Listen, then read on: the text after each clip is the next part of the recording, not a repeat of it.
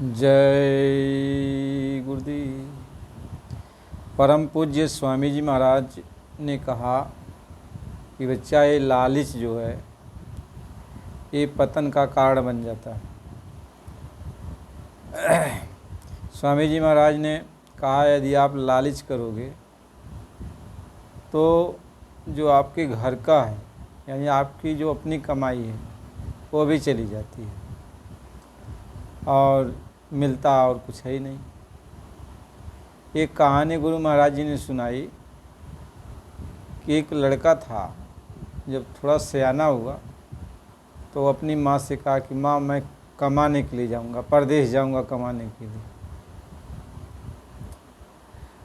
तो माँ ने कहा बच्चा तू अभी उस लायक नहीं है कमाने के लायक। कहा कि नहीं माँ कमाने के लिए जाऊँगा। तो उसकी माँ ने लड्डू बनाया है, एक झोला लड्डू बना के दे दिया झोला भर के। कहा जब रास्ते में कहीं तुम्हें प्यास लगेगी भूख लगेगी तो लड्डू खा लेना और पानी पी लेना। तो लड्डू लेके वो जा रहा था। तो पहले के ज़माने में ज़्यादातर लोग पैदल चला किया करते थे। तो देखा दिन करीब 11-12 बज रहा होगा। तो एक जो है धोबी कपड़ा धो रहा था एक तालाब, वहाँ पहुँचा और सामने पेड़ ओड़ लगे थे तो पेड़ के नीचे छाँ था, वहाँ वो बैठ गया। सोचा कुछ पानी पी लें। तो वह जो है लड्डू निकाला और लड्डू खाने लगा। तो धोबी देखा कि ये लड्डू खा रहा है लड़का। तो धोबी को लालच लग गया। वह कपड़ा धोना बंद करके उस लड़के के पास गया। कहा बच्चा ये लड्डू कहाँ तुम पाए हो?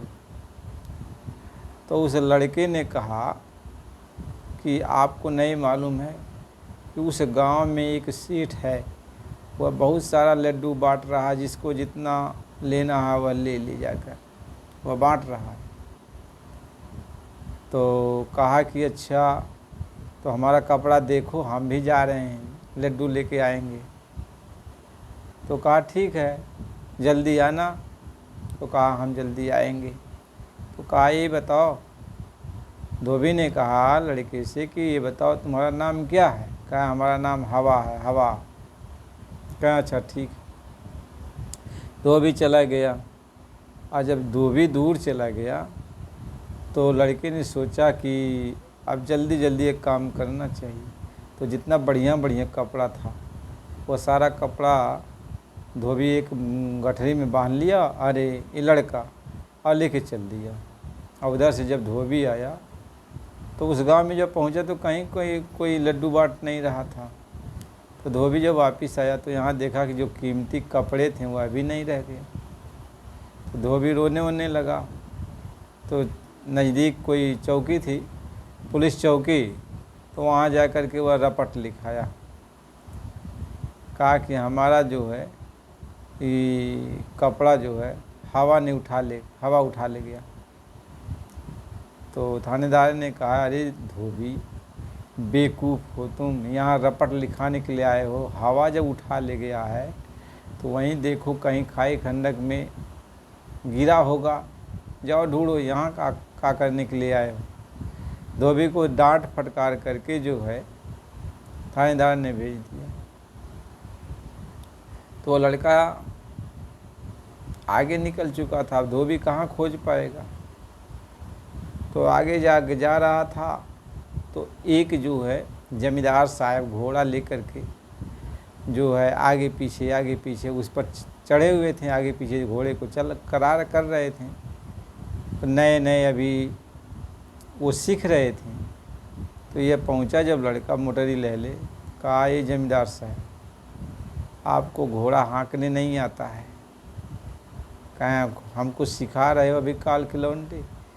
कहा कि हम इसमें माहिर हैं, घोड़ा को दौड़ाने में, और हमारे साथ आप भी इसको सीख लो। तो जमींदार घोड़े से उतर गया। कहा बताओ हमको। कहा हम जैसे जैसे करेंगे वैसे वैसे देखना। अभी वह लड़का जो है अपनी मोटरी गठरी जो था वह घोड़े पर रखा और उसके बाद घोड़े पर बैठ कर लगाम जो है पकड़ लिया। तो जमींदार साहब से कहा जैसा मैं आगे पीछे कर रहा हूँ देखना, जैसे जैसे लगाम टाइट करूँगा।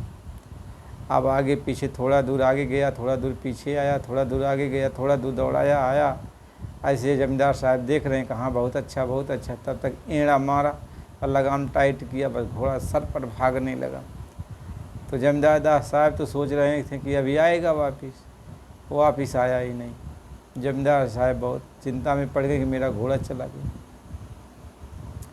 लेकिन जमींदार साहब उससे पूछे थे बच्चा अच्छा तुम्हारा नाम क्या है? तो कहा मेरा नाम है गुम गया, गुम गया।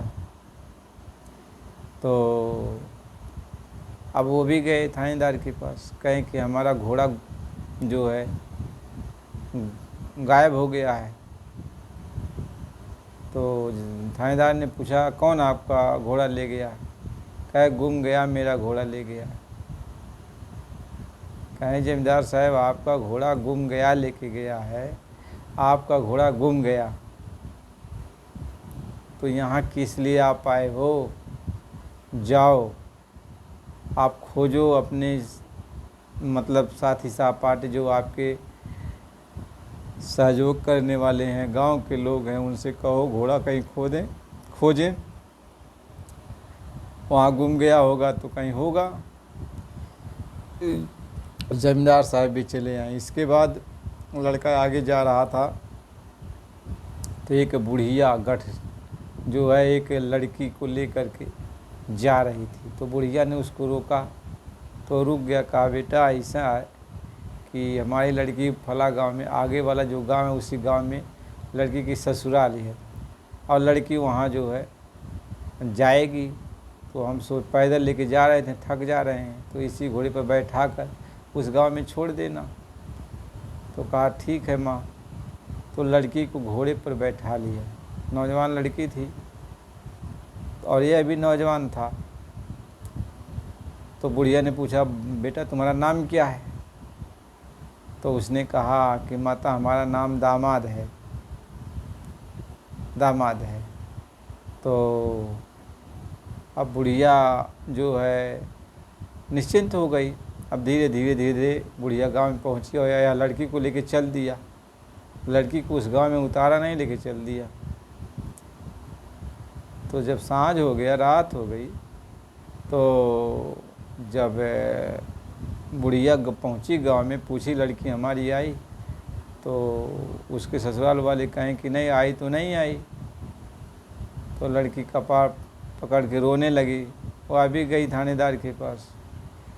तो थानेदार ने कहा कौन लेके गया है तुम्हारी लड़की को? कहें दामाद लेके गया। तो थानेदार ने कहा हंस करके अरे बुढ़िया तू पागल हो गई है, लड़की को दामाद नहीं लेके जाएगा तो कौन लेके जाएगा?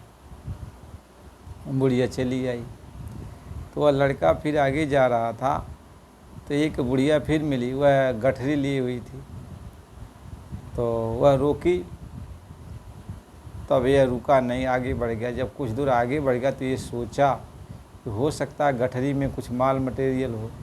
फिर वापस घोड़ा लेके आया। कहा बताओ माँ क्यों बुला रही थी?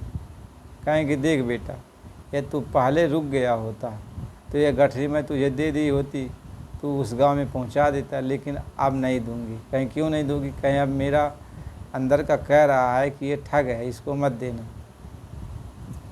इसके बाद वो घोड़ा लेकर चला गया।